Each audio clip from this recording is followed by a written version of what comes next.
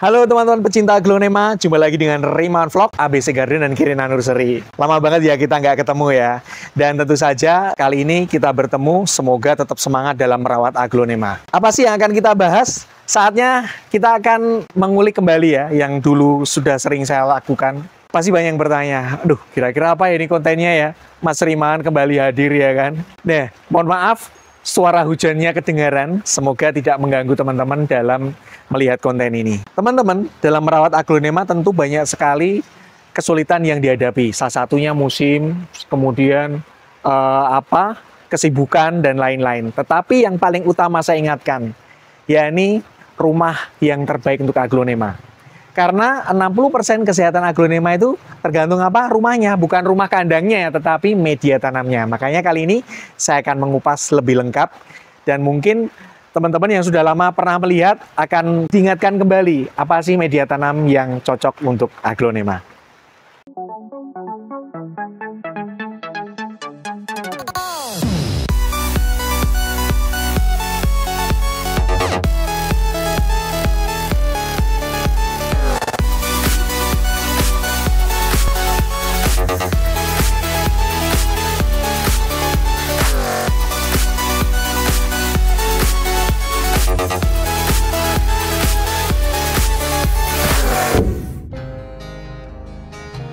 Nah teman-teman, aglonema itu kan awal mulanya dia tumbuh itu napping di pohon-pohon yang besar, pohon-pohon yang rindang. Jadi sebenarnya dia tidak terlalu kena sinar matahari, tetap terlindungi, tetapi dia juga membutuhkan sinar matahari, ya kan. Dan di bawah pohon-pohon yang rindang itu biasanya dedaunan jatuh, lalu daun-daun itu akan menjadi humus. Dia tentu akan menyuburkan tanaman. Makanya memang dibutuhkan media tanam yang mirip dengan habitat aslinya aglonema. Kalau kita ingin memiliki aglonema yang sehat, subur, warnanya cerah, dan dengan performa yang bagus. Nah teman-teman, ada 5 syarat media tanam yang bagus untuk aglonema. Yang pertama adalah porositas yang baik. Poros artinya ketika media tanam itu disiram air, air mengalir deras ya, mengucur. Jadi dia tidak menggenang di atas ataupun menggenang di dalam. Karena ketika terjadi genangan itu, tentu saja banyak sekali nanti entah itu bakteri, entah itu jamur atau patogen-patogen yang nggak bagus, yang itu nanti akan bisa menyerang mulai dari akar ke batang dan merembet ke bagian-bagian tanaman aglonema yang lain. Yang kedua adalah aerasi yang baik. Apa itu aerasi? Aerasi itu rongga-rongga udara yang ada di media tanam.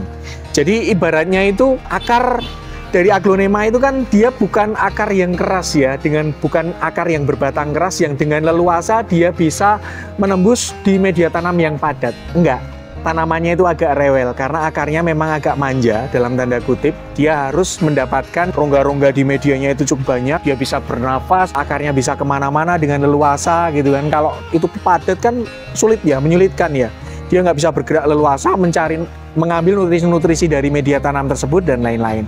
Setelah aerasi, yang ketiga adalah full nutrisi atau media tanam tersebut memenuhi nutrisi-nutrisi yang penting yang sangat dibutuhkan oleh aglonema. Paling nggak ada 3 hal dasar ya, nitrogen, fosfor, dan kalium. Sementara juga ada zat-zat lain yang dibutuhkan. Nah, paling nggak media tanam yang digunakan itu sudah memenuhi unsur itu. Ada nutrisi-nutrisi yang bisa dibutuhkan. Jadi ibaratnya media tanam ini sudah menyediakan pupuk dasar untuk pertumbuhan aglonema. Syarat yang keempat adalah pH media tanamnya harus mendekati netral, yakni di angka 5,5 sampai 7,5. Apa sih pH, Mas? pH adalah potential of hydrogen, atau kalau diartikan dalam bahasa Indonesia itu kadar keasaman. Jadi gini, kalau kita akan melihat ya kadar keasaman itu semakin angka yang ditunjukkan itu lebih kecil, itu berarti dia terlalu asam. Kalau angkanya ditunjukkan lebih besar, itu berarti semakin basah. Contohnya misalnya gini, kalau kadarnya asamnya itu 0 itu ada baterai, ada hidroklorik acid. Di level kedua itu ada lemon juice ya kan. Jadi kalau teman-teman buah lemon yang kecut banget, nah itu berarti itu semacam terlalu asam ya, asamnya di kadar kedua. Lalu di atasnya lagi ada soda, kemudian di angka 5 itu kopi hitam, kemudian di 6 ada susu, kemudian 7 netral itu di darah, 8 semakin ke atas mengarah ke basah itu ada air laut, ke-9 ada baking soda, 10-11 itu amonia, 12 bleach, dan yang ke angka 13-14 itu liquid drain cleaner, jadi semacam pembersih gitu. Jadi teman-teman kalau untuk aglonema sendiri itu di kadarnya di 5,5 sampai 7,5.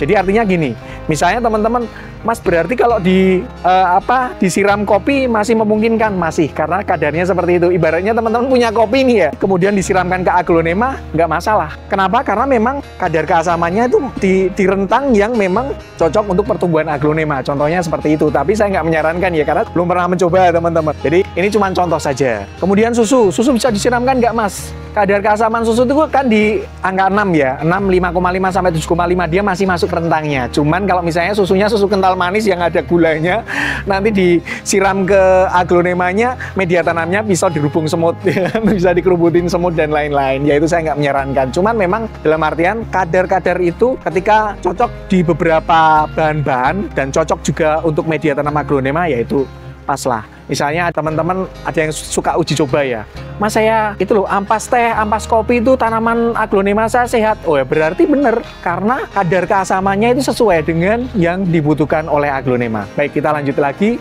Nah, syarat nomor 5 adalah minim patogen. Jadi media tanam yang bagus itu dia memang benar-benar rumah yang nyaman.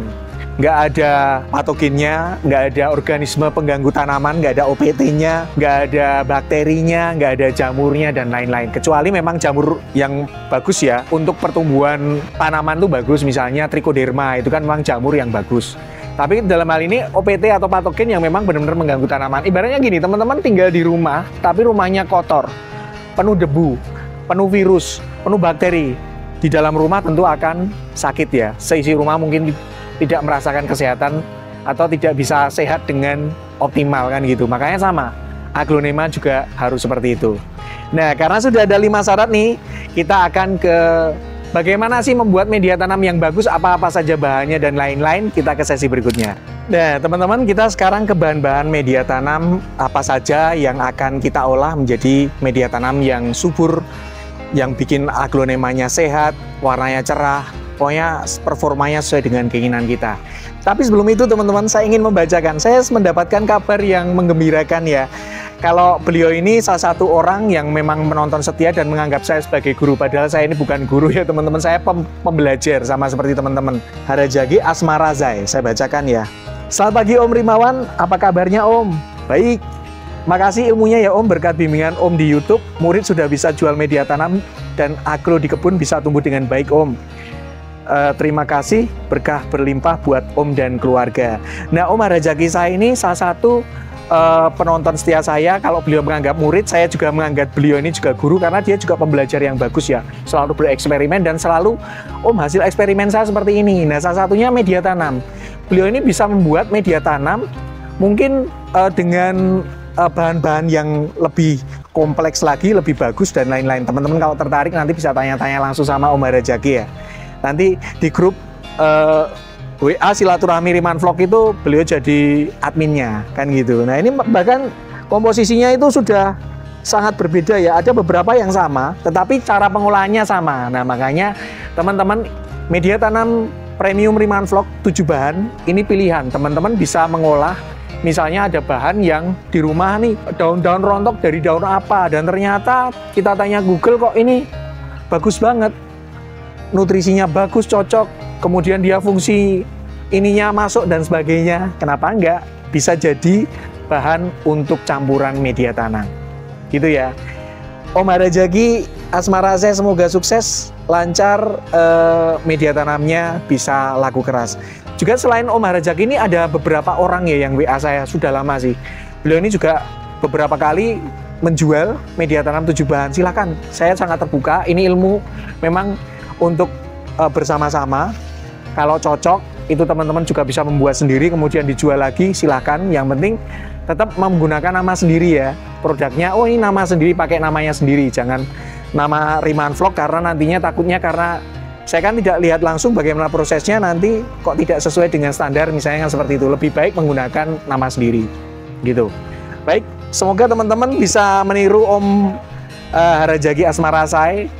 Merek media tanamnya beliau itu HAZ. Nah, Sekarang kita ke bahan media tanam aglonema 7 bahan ala Riman Vlog. Yang pertama adalah sekam mentah 5 pot. Teman-teman bisa menggunakan pot ukuran apapun sesuai dengan kebutuhan. Sekam mentah ini berfungsi untuk meningkatkan porositas, tidak mengikat air dan aerasi media tanam. Yang kedua adalah sekam bakar. Sekam bakar ini komposisinya setengah pot.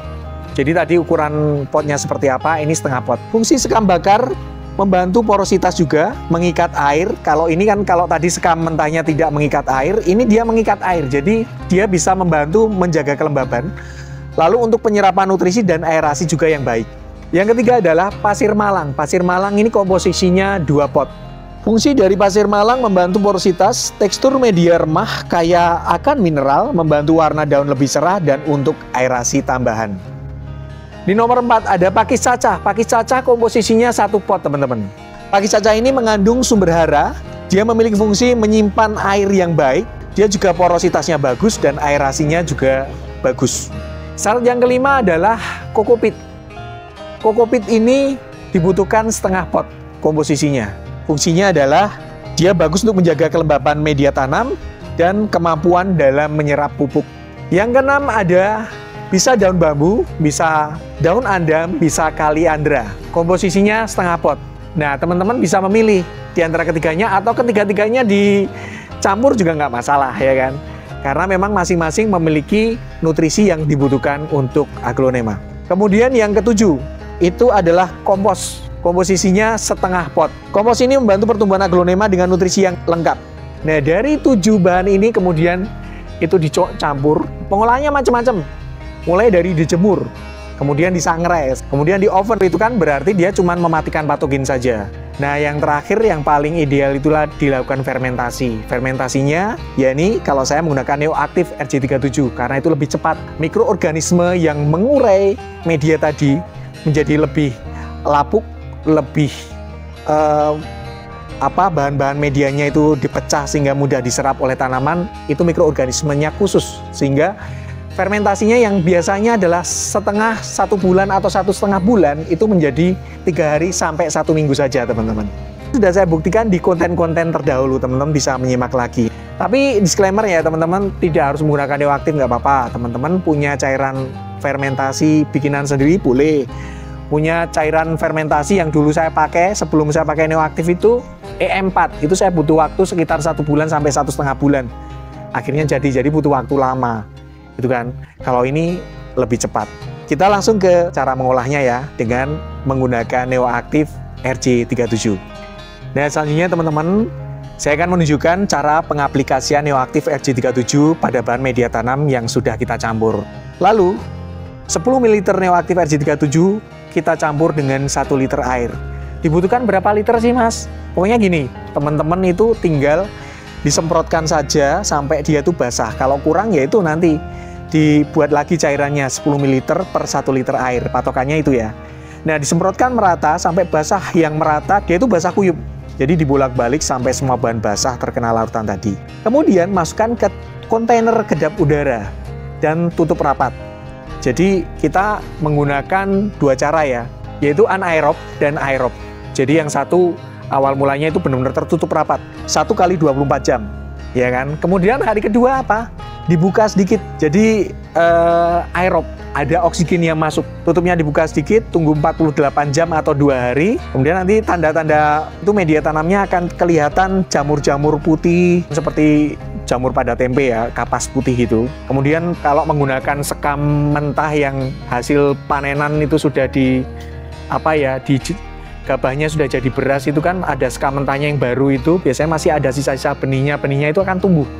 Ada tunas-tunas baru beberapa di atas media. Berarti apa? Artinya bahwa media tanam itu sudah layak untuk menanam aglonema, kan gitu. Tapi tidak semua ya seperti itu ya, Mas. Kalau ada penonton saya yang bertanya, Mas ini kok nggak ada jamur putihnya, kok ini nggak tumbuh tunasnya, ini berarti gagal ya? Nggak gagal, teman-teman, karena memang masing-masing tergantung dari bahannya. Ada yang mungkin sekam yang agak lama sudah nggak, benihnya sudah tidak aktif lagi, ya udah nggak tumbuh, cuman sekamnya aja yang difermentasi atau dilapukkan dengan mikroorganisme dari Neoactive tadi, ya kan. Kemudian jamurnya kok nggak ada ya, masing-masing karena bahan tadi mungkin sudah tidak tumbuh jamurnya, nggak masalah. Yang penting satu, setelah jadi itu ditandai.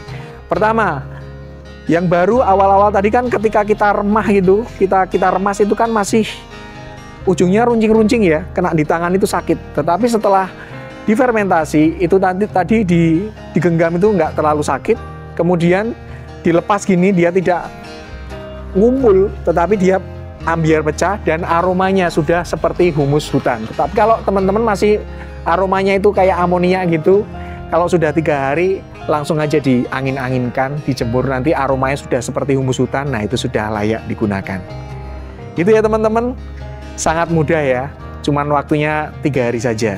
Jadi saya ulangi, tadi setelah dicampur dimasukkan ke kontainer tertutup, ditutup rapat 1 kali 24 jam. Hari kedua dibuka sedikit selama 2 hari, itu sudah jadi. Nanti tumbuh tunas-tunas kecilnya, kemudian ada jamur kapasnya, dan aroma yang sudah seperti humus hutan. Nah itu sudah layak untuk digunakan. Gitu ya teman-teman. Kalau teman-teman nggak ada waktu untuk membuat, saya sudah menyediakan. Atau kalau ingin membuat sendiri, teman-teman tinggal beli Neoaktifnya di toko saya. Ya, di kolom deskripsi di video ini nanti sudah ada. Teman-teman, atau ini toko-toko saya ada di sini nih. Ya, nama-nama itu dicatat ya. Dan paling penting adalah WA admin. Soal pembelian produk untuk obat-obatan, untuk media tanam dan lain-lain itu di WA admin 081325454527. Kalau teman-teman pengen konsultasi soal aglonema, bisa dengan saya 081356760248. Tapi mohon maaf, balesnya agak lama ya.